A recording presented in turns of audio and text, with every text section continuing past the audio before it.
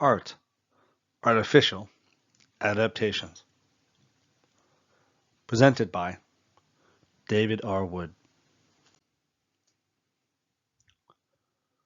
Art, Artificial Adaptations. Quote, happiness, perfection, seems, however, even if it is not God-sent, but comes as a result of virtue, imagination, and some process of learning or training, to be among the most godlike things. For that which is the prize and end of virtue, artificial adaptations, seems to be the best thing in the world, and something godlike and blessed. End quote.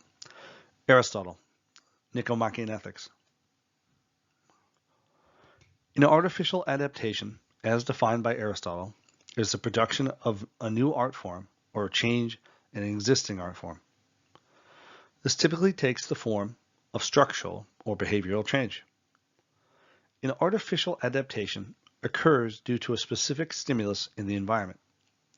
It typically removes or partially removes an artificial check or natural check on Homo sapiens' ability to survive or expand. For example, a change in climate can cause Homo sapiens to develop a new or loose an existing artificial phenotypic trait, such as a coat. However, Darwin believed that the production of new adaptations, artificial or natural, was primarily driven by interaction and/or competition, both interspecies and intraspecies. Another example of the artificial adaptation is a projectile weapon. The slingshot is likely one of the first art forms of a projectile weapon. Since then, Homo sapiens have evolved from the slingshot to the spear, bow and arrow, crossbow, rifle, musket, assault rifle, etc.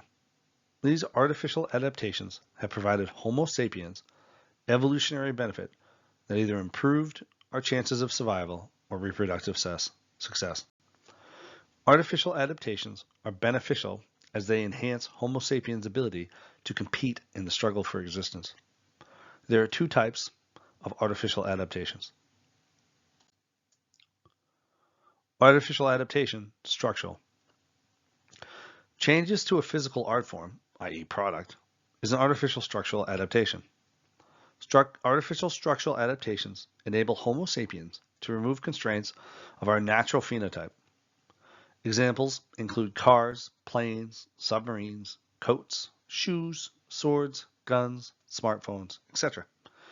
Utilizing these artificial adaptations, Homo sapiens can move faster than a cheetah, fly higher than an eagle, dive deeper than a shark, sustain Arctic conditions like a polar bear, step on sharp rocks like a ram, impale threats with a rhino's horn, launch projectiles like an archerfish, and communicate over great distances like a whale's low-frequency songs. Artificial adaptation, behavioral.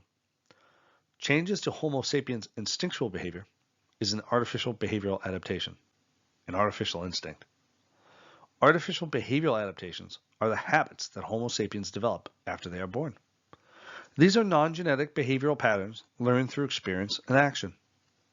Examples include temperance, virtue, and intemperance, a vice. In fact, artificial behavioral adaptations can be used to restrain natural behavioral adaptations when they are self-destructive. As this concept is a bit more complex than artificial structural adaptations, we will cover it in more detail below. Artificial instincts. Quote, virtue, artificial behavioral adaptations.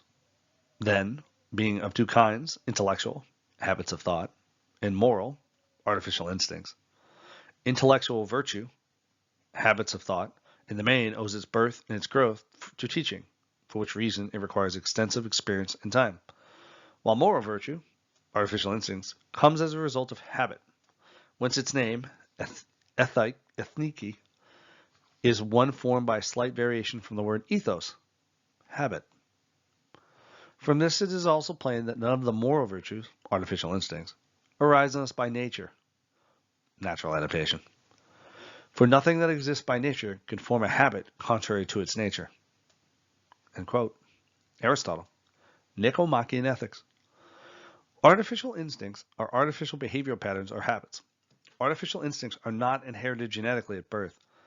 The species Homo sapiens produce artificial instincts to adapt to specific competitive and/or environmental conditions.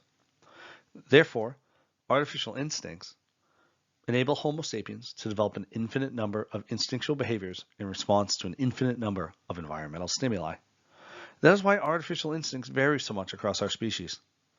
Charles Darwin himself compared both natural and artificial instincts in his book On the Origin of Species when he said, quote, Frederick Cuvier and several of the older metaphysicians have compared instinct with habit.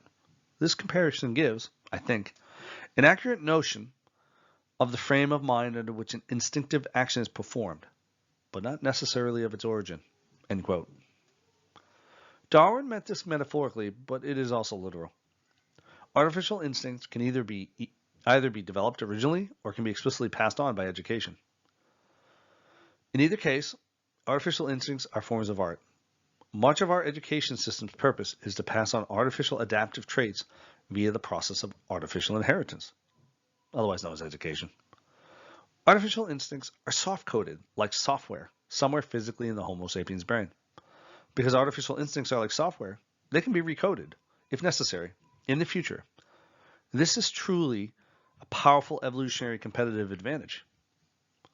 Homo sapiens can do this because we have developed sufficient cognitive abilities to generate an external stimulus, e.g. decisions, motivations, etc. This provides us with the imaginative capacity to perceive both our own and others' behavioral patterns. Homo sapiens can even intentionally develop artificial instincts that can restrain our natural instincts, such as our sex drive. Go back to temperance.